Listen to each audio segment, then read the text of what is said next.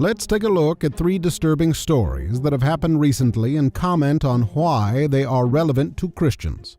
Story number 1, Dylan Mulvaney celebrated 365 days of girlhood by putting on a musical at the Rainbow Room in New York. Part of this musical involved Dylan saying something very interesting about God. I'm going to say something that might make people feel a little bit uncomfortable. I'm trying really hard to maintain a relationship with God, and I don't think that He made a mistake with me. And that maybe one day I will actually be grateful for being trans. That this isn't some curse, but it's just a different path to the same destination. Dylan here speaks as if God made him trans, as if he didn't simply choose to dress up as and pretend to be a woman, which is, of course, what Dylan is doing. No matter how hard Dylan tries to redefine his identity, our identity ultimately comes from God. One can object to and even criminalize an act. One is obligated to be sympathetic toward a condition, but once it's a fully fledged 24/7 identity, anything less than wholehearted acceptance gets you marked as a bigot. The transformation of a crime against nature, sodomy, into co-equal civic identity within little more than the span of one human lifetime is one of the most remarkable victories ever achieved by any minority group in the Western world. A minority that didn't even exist in a formal sense a century ago has managed to overwhelm and overhaul a universal societal institution thousands of years old. Dylan is an actor, and from the very beginning, his goal has been to attract lots of attention to himself, which he has been very successful in doing.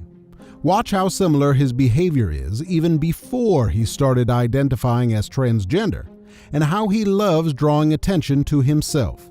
Oh, wait. Oh my God! Oh my God, I'm still in it! Yes! You got it! Dylan's a winner! Dylan's a winner! Dylan, nice job, man. Look at that. Does this look like a person who is just trying to live a quiet life? Of course not. Dylan has intentionally made everything about his life and transition very public, which means he should not be surprised by people who are concerned about the destructive message he is spreading to countless young people. What we're facing today is fierce, I will confess. Of all the things that disturb me in this culture, of all the horrific, sinful, wretched, wicked, corrupt influences that go on in this culture,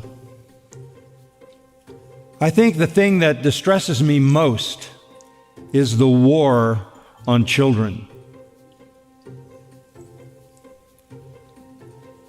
This culture is weaponized to destroy children.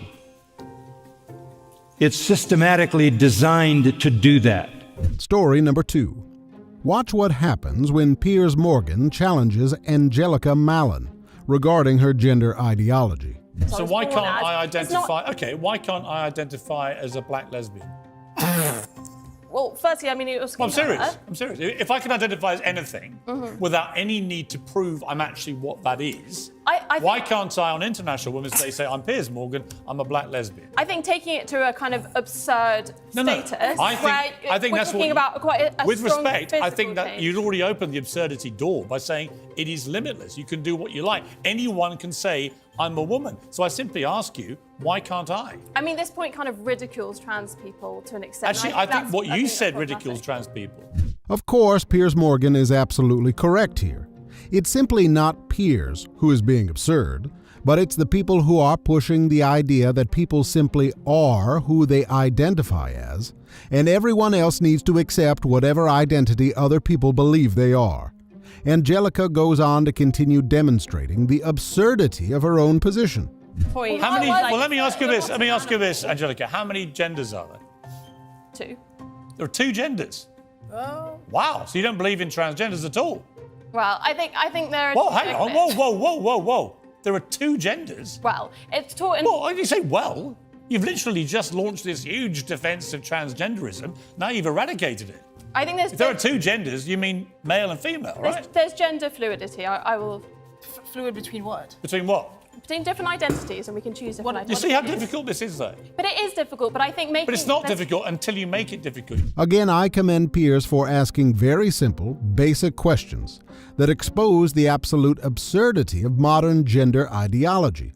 It seems that Angelica really regretted admitting that there are only two genders and immediately tried to re-explain her answer. And it's certainly not just Angelica who has an enormous amount of difficulty in answering some of the easiest and most basic of questions, such as, what is a woman? Can I identify as a black lesbian? And how many genders are there? Or we're ashamed to say, no, actually, a woman is an adult female human. Amen. Two sexes, two genders, just two. Just two, that's all. No more than that, just two. We won't say that. In these next clips, we see Douglas Murray, an atheist, expose the mainstream media lies of Malcolm Gladwell, a writer for The New Yorker. And at the very end of this debate, we see the shocking response from the audience and learn something very important about speaking the truth in the public arena. And at the start of the debate, 52% of the crowd believes they should be trusted and 48% believes they shouldn't. And at the end of this video, something amazing happens. First, watch how Gladwell focuses on identity politics and race, and watch how incredulous the other side is in hearing Gladwell misrepresent what they are saying. I was greatly amused by the affection Matt Tiati has for the age of Walter Cronkite, which he seemed to hold up as a kind of golden moment. In that moment, the mainstream media was populated entirely by white men from elite schools. Why you would have had such affection and say that's the gold standard, and we should trust the mainstream media precisely at the moment when the mainstream media is least representative, is really puzzling to me. I just wanted to make a short list of the people who were not spoken to by journalists in the 1950s and 60s. And you may want to add some, if I miss some, black people, women, poor people, gay people, people with mildly left-wing views. I mean, words fail me when somebody, when it presented with a critique of his rather idiosyncratic position on Walter Cronkite, comes back and says, oh, no, there's more to my great love of this man. But Matt's point was simply that once upon a time, there was more trust in the mainstream media. And this is something that's just objectively true. He's not holding Walter Cronkite on some massive pedestal. And instead of arguing the actual ideas, Malcolm Gladwell just continues to create these strawmans. And this is when you know that somebody is seriously losing a debate. Matt and Douglas are trying to stick to the topic, whereas he just keeps on attacking them personally. Next, listen to Gladwell's defense of fact-checkers. I can't sit here and let you make these statements that without any kind of... We don't do that as much as we used to for financial reasons. I mean, I worked at The New Yorker. The New Yorker, if anything, spends more money on fact-checking today than it did in the past. Now watch Murray's response to what Gladwell said about fact-checkers. I can't sit here and listen to Malcolm Gladwell talking about fact-checking and the importance of it. Not to get too mean, Malcolm. I read your book, David and Goliath. The chapter on Northern Ireland is more filled with inaccuracies than any other chapter in a non-fiction book I have read. It is, having written a not very well selling, but widely acclaimed book on Northern Ireland myself, my book on Northern Ireland didn't sell anywhere near as much as yours did, Malcolm. But mine was filled with facts. And well, now, your chapter on Northern Ireland was so filled with inaccuracies. Irish historians ripped it apart. Would that you had a fact-checker, Malcolm. Would that you did your own research. But anyway, let me get back to another point. I must say, you do a very good job of it. But you must say, you do have a tendency to accuse those who disagree with your opinions. No, it's not disagreement. It's not disagreement, Malcolm. You didn't know that the provisional IRA were responsible for 60% of the deaths in the Troubles. There were basic things you just didn't know, Malcolm. No. I'm sorry, it's not my fault, it's yours and your fact-checkers. I didn't know that the function of this debate was to rehash the accuracy of a chapter in a book that I wrote. Well, you were the one that started talking about fact-checkers.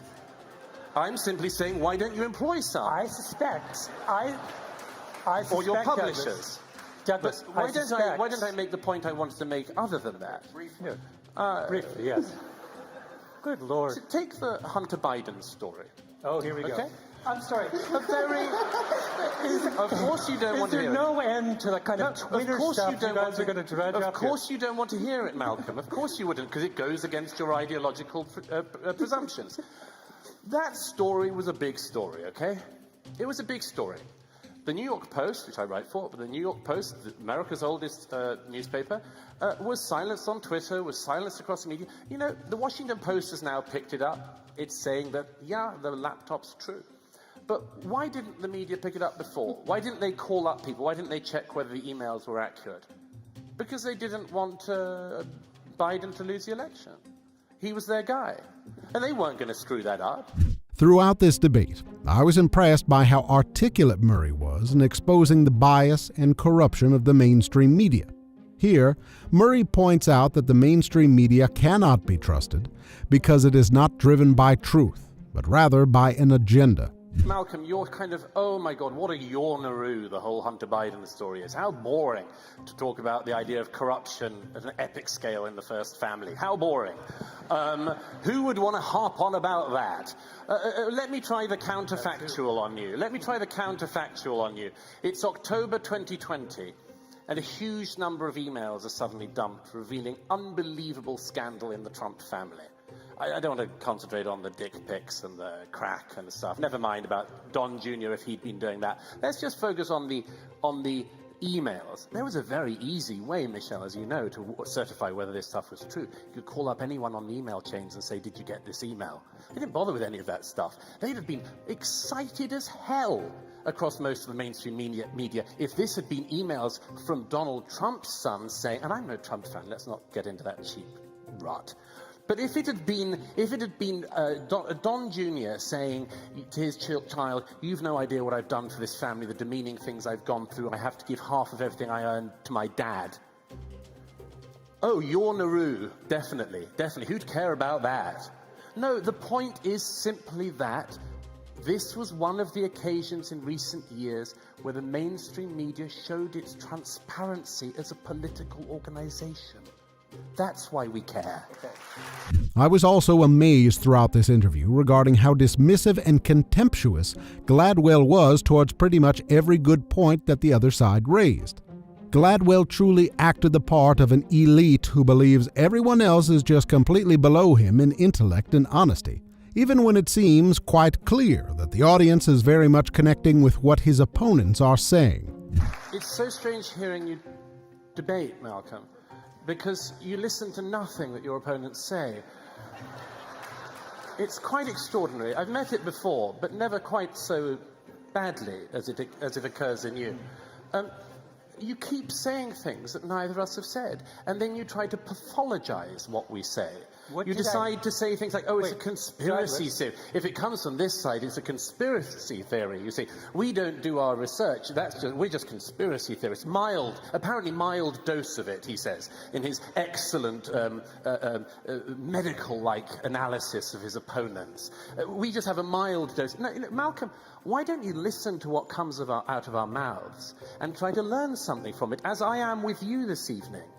But at the moment, all I get is you dismissing every single story we come up with, every egregious failure of the mainstream media. I've given you a definition of what I think of as the mainstream media, so your attempt to claim that we haven't answered it yet is just another straw man in your massive legion of straw men you keep creating this evening. But I beg you to actually consider the fact that what we are describing is, even if you think not as accurate as you would like, an expression of a problem that is going on in our societies. Functioning liberal democracies need to have trust in their media. And the best that your side has been able to come up with so far tonight is to say, we get things wrong quite often, but you should trust us. Watch Gladwell continue to call Douglas Doug, despite Douglas continuing to try to correct him, which is extremely disrespectful and prideful. Here's what I think the debate boils down to, and that is that our opponents believe that the mainstream media they're concerned that the mainstream media, to the extent that they have told us what it is filled with people who don't think like they do, and that fact makes them uncomfortable. And in support of this, they have given us a long list of rather predictable hot-button topics taken from their Twitter feed. And my question was, what would make them happy? So what would restore the trust of Matt and Doug in the mainstream media? And I think with Matt, the answer is obviously he would like, if the world resembled 1955 again, that would fill him with joy. Doug would like more stories on the Hunter Biden laptop. 4 times you're going to play the race card? But more seriously, really? I think that they would be... Now watch Murray stick to the topic of the debate instead of creating and attacking a straw man. As Christians, we would agree with Murray that it is extremely important for the mainstream media to be honest and factual, and that it is extremely concerning that the mainstream media today seems to be driven more by an agenda than by truth and facts. Well, Malk, I'm going to try to take this more seriously than you did in your endless creation of straw men, which just is ceaseless this evening, and address what I think is the real problem we have in our century in terms of information technology. Having different opinions is so 20th century. This century we have different facts, and it's lethal. It's absolutely lethal for the functioning of society. And if you want to see how lethal it is, look at the situation in America, where not just the media, but every institution, the CIA, the FBI, the NSA, the Supreme Court, every institution, you decide whether it's for your side or not. It's disastrous for society, but it starts with the facts. And when the facts go wrong, or you become glib about them, or decide that it's just the facts that will suit your side, or pretend you're playing a game of honesty and are not actually playing a game of honesty, everything else in the society can go to hell. This side has not been saying any of these straw men that you've been so kindly creating this evening, Malcolm. We've been saying that the mainstream media cannot be trusted. That is all. We're not saying don't read it, I repeat. We're not saying don't absorb it, of course. You're an idiot to say that. What, you think we're only going to read Substacks for the rest of life? There's not even time. But the mainstream media is currently failing. It is failing you, the public. It is failing its employees. It's failing at its central task. You quoted one example of what journalism was meant to consist of. I would quote another, what George Orwell said. It's out on his statue outside the BBC. Sadly, the employees do not read it every morning before going in. But George Orwell famously said that the job of a journalist was to tell people facts they don't want to hear. The problem we have in our century coming up is that people will be paying for and absorbing only the facts they want to hear. The argument we are making is one of hygiene, basic hygiene in the media, in the mainstream media. I don't want to blow it up. I don't want an end to it or anything like it. I spent a significant amount of my life in the mainstream media. We just want it to to be honest. We just want it to be factual. We don't want it to chase its own prejudices. We just want it to speak truth, whatever that is. That's not so radical. The most shocking part of this debate was the fact that so many people in the audience actually changed their minds as a result of this debate, demonstrating that there is real power in speaking the truth. Let's see what happened over the last 90 minutes. Did either team of these debaters swing opinion one way or another? There we go. 67% in favor of the motion, 33% opposed. So Christians, let's continue to boldly speak the truth as Douglas Murray did regarding the mainstream media, knowing that God uses the truth to change people's hearts and minds. Every time we walk out in a pulpit, we are not movers and shakers. We are not marketers. We are Ezekiel. And God says to us in the middle of that valley of dry bones, because it's all dry bones, can these bones live? We will not deny him in unbelief and say no. And we will not presume upon him and say yes, but we will respond, you know, O Lord, you know. Thank you so much for watching. If you like these videos and want to help support this channel, the best way to do it is to just watch these videos until the end and click the subscribe button. Thank you so much for your support and encouragement.